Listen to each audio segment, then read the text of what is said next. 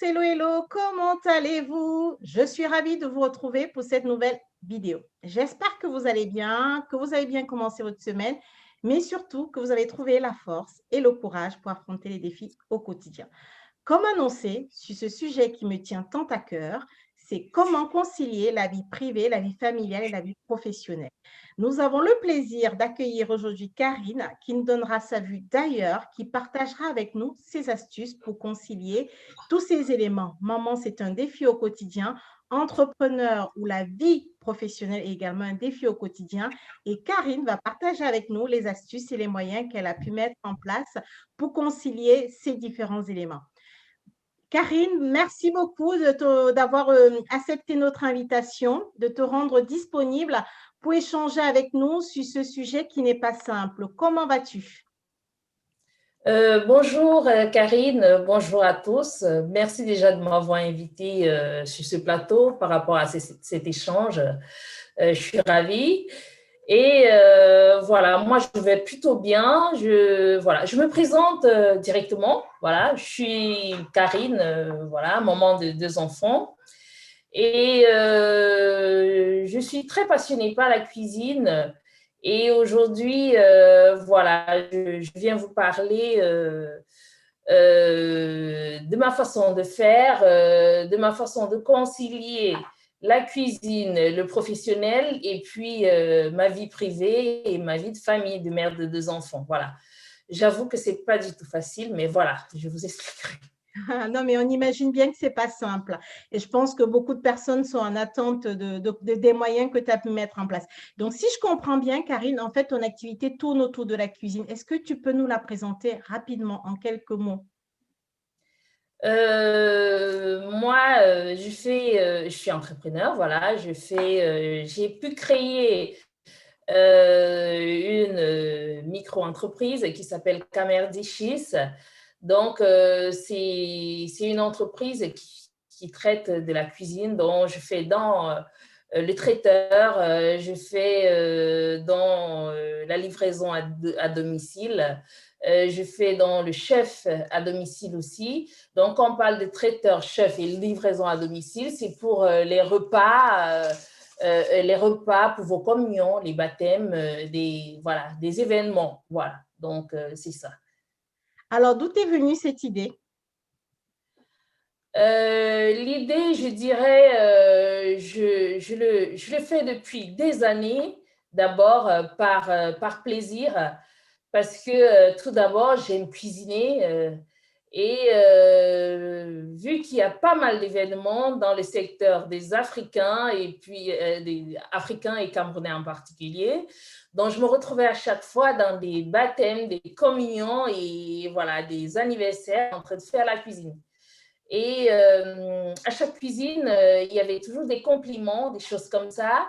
Et vu que je me faisais plaisir vraiment, je me suis dit pourquoi pas me lancer. Voilà, pourquoi pas me lancer parce que voilà, c'est quelque chose que je fais bien et que je ressens pas en fait, quand on dit la fatigue, je le ressens pas. C'est peut-être après, peut-être je comprends pas mon corps, mais bon, D'accord. voilà, c'est de cette façon voilà, que je me suis lancée. J'ai dit, je commence et puis voilà, boum, c'est parti.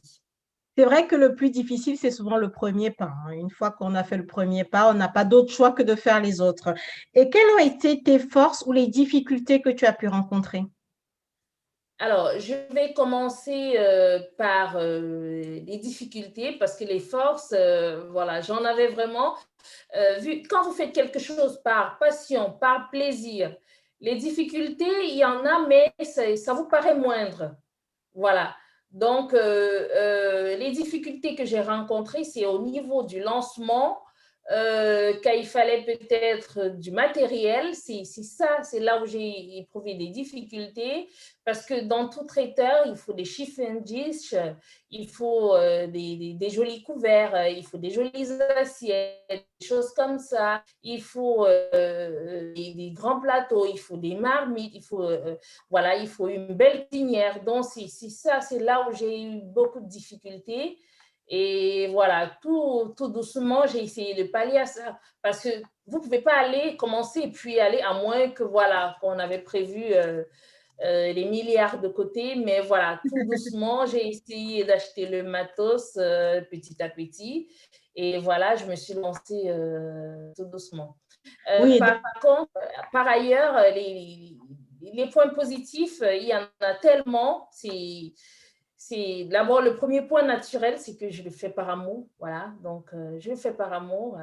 Et puis, j'ai un soutien, un gros soutien de ma famille qui est tout le temps là. J'ai un soutien de mon conjoint, voilà, donc ils sont toujours là pour la main d'œuvre pour les débuts. Et puis, j'essaye de me planifier parce qu'il faut une grosse planification derrière. Il y a des enfants à les récupérer à l'école, il y a des devoirs à faire, il y a la cuisine pour la maison à faire, il y a le planning, il y a la liste des courses, il y a des mails à vérifier et puis il y a des clients également à chercher. Bon, il faut des potentiels clients, voilà, il faut les chercher. Donc, alors, donc, en fait, voilà, voilà. je retiens sur cette partie, effectivement, que la patience, donc petit à petit, tu fais ton nid. Le Oui. soutien est inconditionnel des proches de la famille et la planification. Donc, maintenant qu'on sait à peu près ce que tu fais et on le voit très bien, on sait que maman, c'est pas facile. Donc, comment tu arrives à concilier justement ta vie privée, ta vie familiale et ta vie professionnelle, parce que tu es également professionnelle, ensuite ta vie d'entrepreneur. Comment tu arrives à concilier ces différents domaines? Alors, comme je vous ai dit tout au début, c'est pas du tout facile à concilier tous les trois, vie privée, vie professionnelle et vie familiale et vie d'entrepreneur. Parce que, voilà, il faut gérer les enfants derrière, il faut assurer un bon suivi pour l'éducation, il faut être maman à temps plein d'un côté et puis il faut être entrepreneur à temps plein de l'autre côté. Voilà. Donc, moi, ce que je fais, je donne du temps à chaque chose quand il le faut. Donc, quand je suis maman à temps plein. Donc, voilà, quand je prépare mes enfants pour l'école ou quand on fait les devoirs ou quand il faut aller les chercher, j'oublie complètement que je suis entrepreneur. Voilà. Donc, voilà, on se réveille, on se prépare, petit déjeuner et puis vérification des sacs et puis on les laisse à l'école. Une fois ils sont à l'école, voilà. Là, je mets une autre casquette, voilà, je deviens entrepreneur, je me lance vivement, oubliant que je suis maman, voilà. Donc, si je ne dis pas aux personnes que j'ai des enfants, ils n'arriveront pas à croire.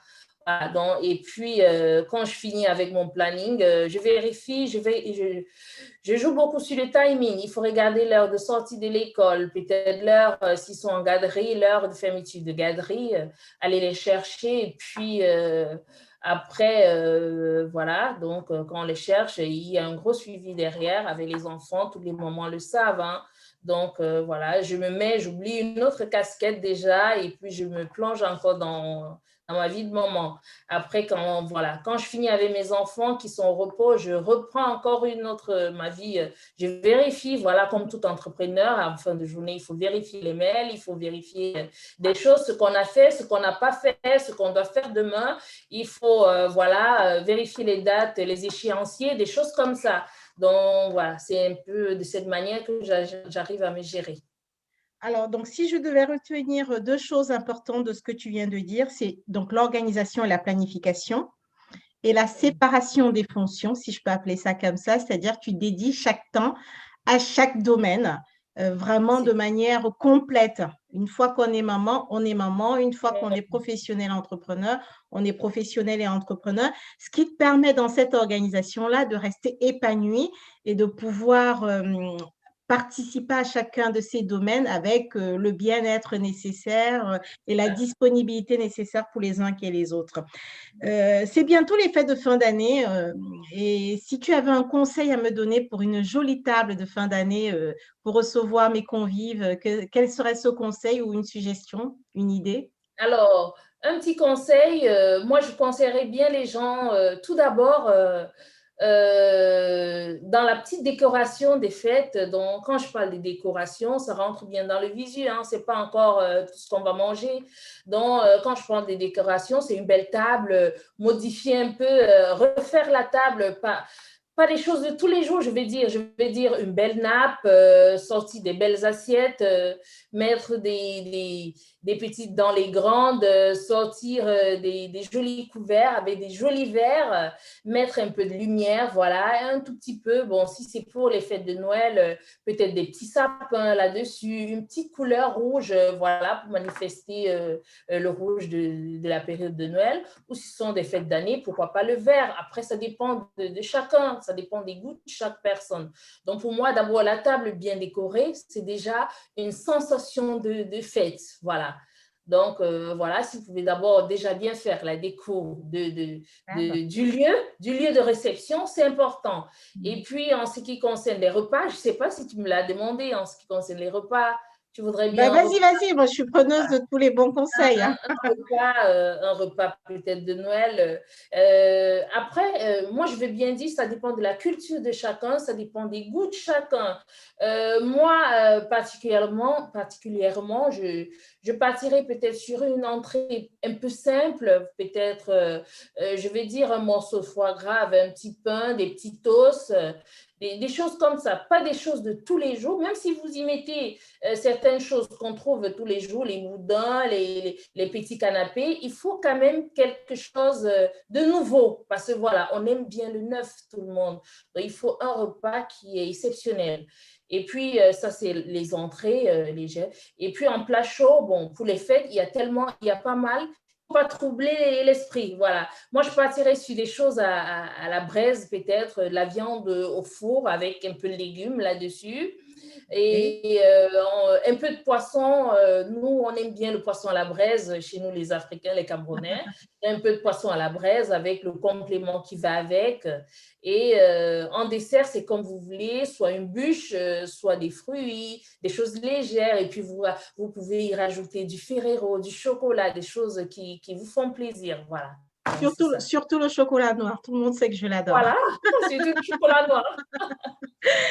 Merci beaucoup, Karine. Écoute, on te souhaite plein de réussite dans ce projet. On sait que ce n'est pas évident, on sait que ce n'est pas facile, mais on ne doute pas un seul instant que tu trouveras la force et le courage pour affronter ces défis et puis, in fine, te sentir bien et épanoui dans ces différents rôles-là.